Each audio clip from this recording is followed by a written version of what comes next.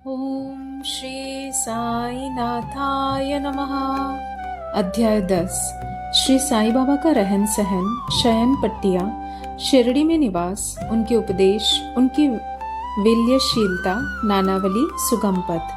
प्रारंभ। श्री साई बाबा का सदा ही प्रेम पूर्वक स्मरण करो, क्योंकि वे सदैव दूसरों के कल्याणार्थ तत्पर तथा आत्मलीन रहते थे। उनका स्मरण करना ही जीवन और मृत्यु की पहेली हल करना है। साधनाओं में यह अति श्रेष्ठ तथा सरल साधना है, क्योंकि इसमें कोई द्रव्य व्यय नहीं होता। केवल मामूली परिश्रम से ही भविष्य नितांत फलदायक होता है। जब तक इंद्रिया बलिष्ठ है, क्षण क्षण इस साधना को आचरण में लाना चाहिए। केवल गुरु ही ईश्वर है। हमें इनके ही पवित्र चरण कमलों में श्रद्धा रखनी चाहिए।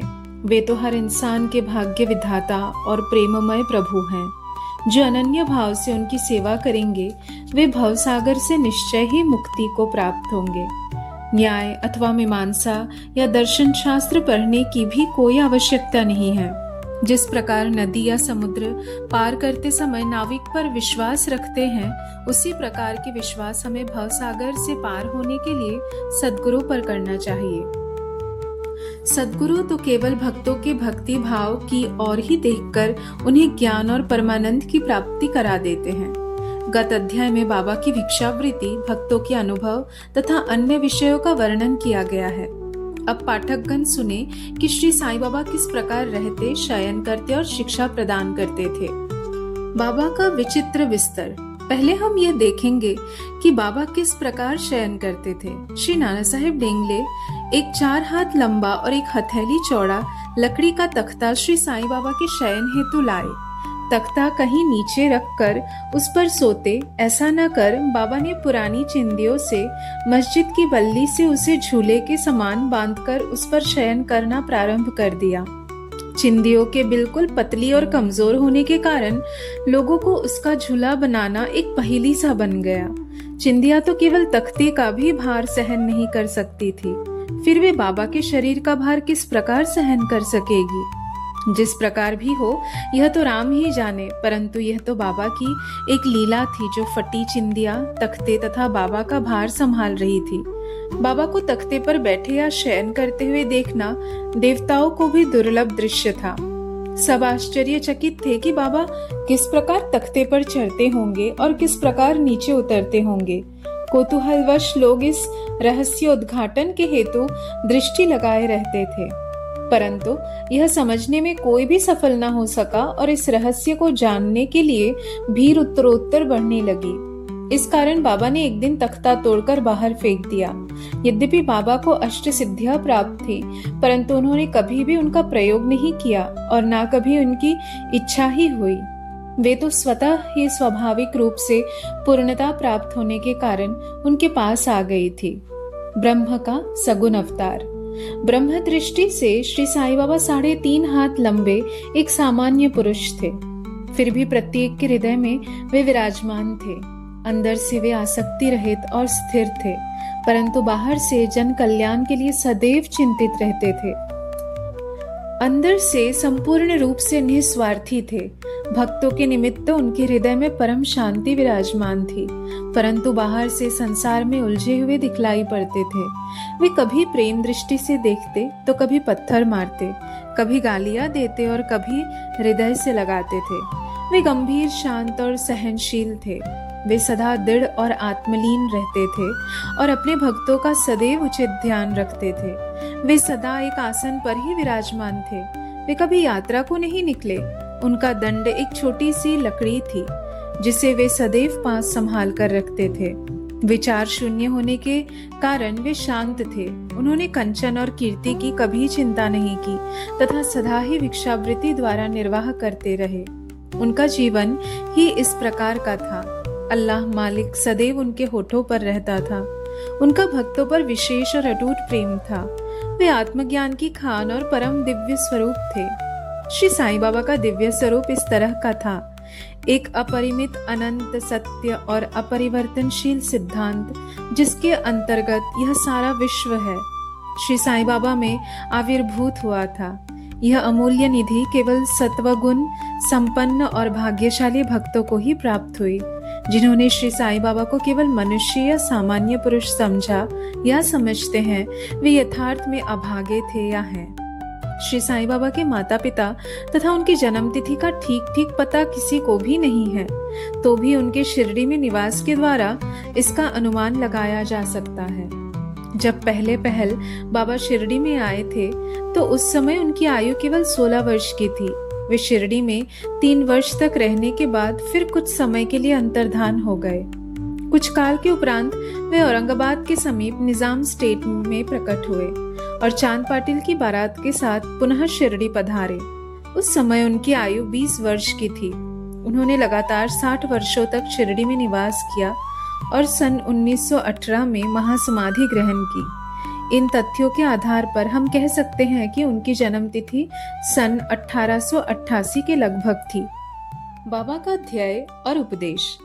17वीं शताब्दी 1608 से 1681 में संत रामदास प्रकट हुए और उन्होंने यवनों से गायों और ब्राह्मणों की रक्षा करने का कार्य सफलतापूर्वक किया।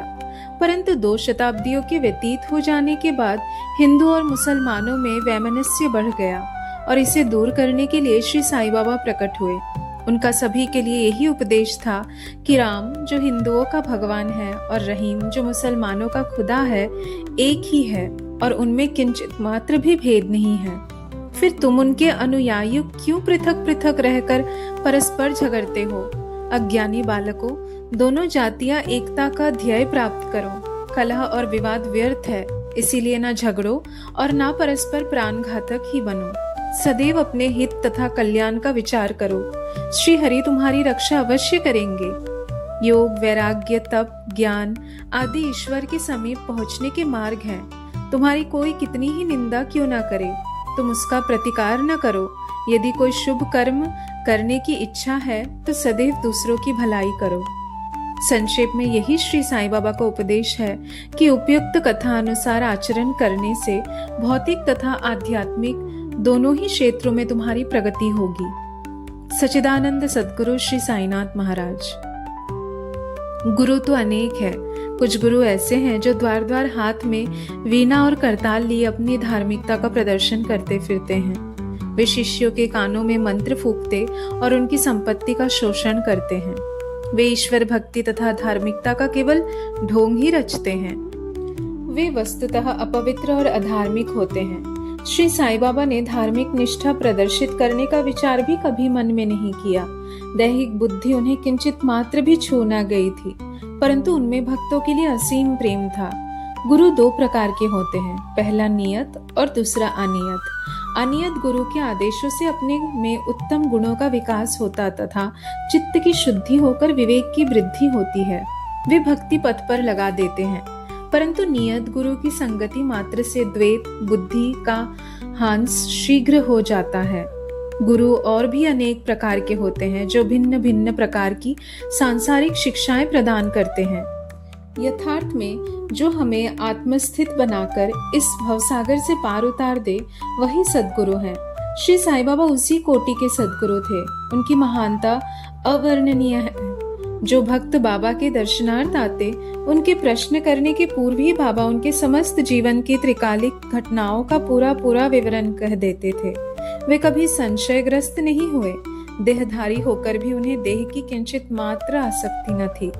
देह तो उनके लिए केवल एक आवरण मात्र था। यथार्थ में तो वे नित्य मुक्त थे। वे शिरडीवासी धन्य हैं जिन्होंने श्री साईं बाबा की ईश्वर रूप में उपासना की। सोते जागते, खाते पीते, वाड़े या खेत तथा घर में अन्य कार्य करते हुए भी वे लोग सदैव उनका स्मरण तथा गुणगान करते थे। साईं बाबा को ईश्वर मानते थे। शिरडी की नारियों के प्रेम की माधुरी का तो कहना ही क्या है। वे बिल्कुल भोली भाली थी। उनका पवित्र प्रेम उन्हें ग्रामीण भाषा में भजन रचने की सदैव प्रेरणा देता रहता था। यद्यपि वे शिक्षित न थी, तो भी उनके सरल भजनों में वास्तविक काव्य की झलक थी। यह कोई विद्वता न थी, वरन उनका सच्चा प्रेम ही इस प्रकार की कविता का प्रेरक था। कविता तो सच्चे प्रेम का प्रकट स्वरूप ही है, जिसमें चतुर श्रोतागण ही यथार्थ दर्शन का रसिकता का अनुभव करते हैं। बाबा की विनयशीलता। ऐसा कहते हैं कि भगवान में 6 प्रकार के विशेष गुण होते हैं, यथा कीर्ति, श्री, वैराग्य, ज्ञान, ऐश्वर्य और उदारता। श्री साईं बाबा में भी ये सब गुण विद्यमान थे। उन्होंने भक्तों की इच्छा पूर्ति के निमित्त ही सगुण अवतार धारण किया था। उनकी कृपा बड़ी ही विचित्र थी। भक्तों के हेतु वे अपने श्रीमुख से ऐसे वचन कहते जिसका वर्णन करने का सरस्वती भी साहस न कर सकती। उनमें से यहाँ पर एक रोचक नमूना दिया जाता है। बाबा अति विनम्रता से इस प्रकार बोलते, दासानुदास मैं तुम्हारा ऋणी हूँ। कैसी विनम्रता है। यद्यपि ब्रह्म दृष्टि से बाबा विषय पदार्थों का उपभोग करते हुए प्रतीत होते थे, परंतु उन्हें किंचित मात्र भी उनकी गंध न थी और ना ही उनके उपभोग का ज्ञान था। वे खाते अवश्य थे, परंतु उनकी जिह्वा को कोई स्वाद न था। वे नेत्रों से देखते थे, परंतु उस दृश्य में उनकी कोई रुचि न थी। काम के संबंध में वे हनुमान सदृश अखंड ब्रह्मचारी थे। उन्हें किसी पदार्थ में आसक्ति न थी। वे शुद्ध चैतन्य स्वरूप थे, जहाँ समस्त इच्छाएं, अहंकार और अन्य चेष्टाएं विश्राम पाती थी। संक्षेप में वे निस्वार्थ, मुक्त और पूर्ण ब्रह्म थे। इस कथन को समझने के हेतु एक रोचक कथा का उदाहरण यहाँ दिया जाता है। नानावली। शिरडी में नानावली नाम का एक विचित्र और अनोखा व्यक्ति था। वह बाबा के सब कार्यों की देखभाल किया करता था। एक समय जब बाबा गादी पर विराजमान थे, वह उनके पास पहुंचा। वह स्वयं ही गादी पर बैठना चाहता था, इसीलिए उसने बाबा को वहां से हटने को कहा। बाबा ने तुरंत गादी छोड़ दी और तब नानावली वहां विराजमान हो गया। थोड़े समय वहां बैठकर वह उठा और बाबा को अपना स्थान ग्रहण करने को कहा। बाबा पुनः आसन पर बैठ गए। ये देखकर नानावली उनके चरणों पर गिर पड़ा। इस प्रकार अनायास ही आज्ञा दिए जाने और वहां से उठाए जाने के कारण बाबा में किंचित मात्र भी अप्रसन्नता की झलक न थी। सुगम पथ संतों की कथाओं का श्रवण करना और उनका समागम। यद्यपि ब्रह्म दृष्टि से श्री साईं बाबा का आचरण सामान्य पुरुषों के सदृश ही था, परंतु उनके कार्यों से उनकी असाधारण बुद्धिमत्ता और चातुर्य स्पष्ट ही प्रतीत होती थी। उनके समस्त कर्म भक्तों की भलाई के निमित्त ही होते थे। उन्होंने कभी भी अपने भक्तों को किसी आसन या प्राणायाम के नियमों अथवा किसी उपासना का आदेश कभी नहीं दिया और न उनके कानों में कोई मंत्र ही फूका। उनका तो सभी के लिए यही कहना था कि चातुर्य त्याग कर सदैव साईं साईं स्मरण करो। इस प्रकार आचरण करने से समस्त बंधन छूट जाएंगे और तुम्हें मुक्ति प्राप्त हो जाएगी। मन का कार्य विचार करना है। बिना विचार किए वह एक क्षण भी नहीं रह सकता। यदि तुम उसे किसी विषय में लगा दोगे तो वह उसी का चिंतन करने लगेगा, और यदि उसे गुरु को अर्पण कर दोगे तो वह गुरु के संबंध में ही चिंतन करता रहेगा। आप लोग बहुत ध्यानपूर्वक साईं की महानता और श्रेष्ठता श्रवण कर चुके हैं। ये कथाएं सांसारिक भय को निर्मूल कर आध्यात्मिक पथ पर आरूढ़ करती है। इसीलिए इन कथाओं का हमेशा श्रवण और मनन करो तथा आचरण में भी लाओ। सांसारिक कार्यों में लगे रहने पर भी अपना चित्त साईं और उनकी कथाओं में लगाए रहो। तब तो यह निश्चित है कि वे कृपा अवश्य करेंगे। यह मार्ग अति सरल होने पर भी क्या कारण है कि सब कोई इसका अवलंबन नहीं करते। कारण केवल यह है कि ईश कृपा के अभाववश लोगों में संत कथाएं श्रवण करने की रुचि उत्पन्न नहीं होती। ईश्वर की कृपा से ही प्रत्येक कार्य सुचारू एवं सुंदर ढंग से चलता है। संतों की कथा का श्रवण ही संत समागम सदृश है। संत सानिध्य का महत्व अति महान है। इससे दैहिक बुद्धि, अहंकार और जन्म मृत्यु के चक्र से मुक्ति हो जाती है। हृदय की समस्त ग्रंथियां खुल जाती है और ईश्वर से मिलन हो जाता है, जो चैतन्य घन स्वरूप है। विषयों से निश्चय ही विरक्ति बढ़ती है तथा दुखों और सुखों में स्थिर रहने की शक्ति प्राप्त हो जाती है और आध्यात्मिक उन्नति सुलभ हो जाती है।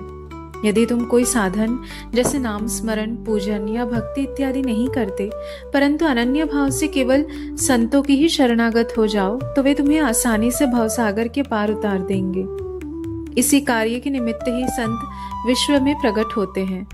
पवित्र नदियां गंगा, यमुना, गोदावरी, कृष्ण, कावेरी आदि जो संसार के समस्त पापों को धो देती है, वे भी सदैव इच्छा करती है कि कोई महात्मा अपने चरण स्पर्श से हमें पावन करे। ऐसा संतों का प्रभाव है। गत जन्मों के शुभ कर्मों के फलस्वरूप ही श्री साई चरणों की प्राप्ति संभव है। मैं श्री साई के मोह विनाशक चरणों का ध्यान कर यह अध्याय समाप्त करता हूँ। उनका स्वरूप कितना सुंदर और मनोहर है। मस्जिद के किनारे पर खड़े हुए वे सब भक्तों को उनके कल्याणार्थ उदी वितरण किया करते हैं, जो इस विश्व को मिथ्या मानकर सदा आत्मा आनंद में निमग्न रहते थे। ऐसे सच्चिदानंद श्री साई महाराज के चरण कमलों में मेरा बार बार नमस्कार है। श्री सद्गुरु साईनाथ अर्पणमस्तु। शुभम भवतु।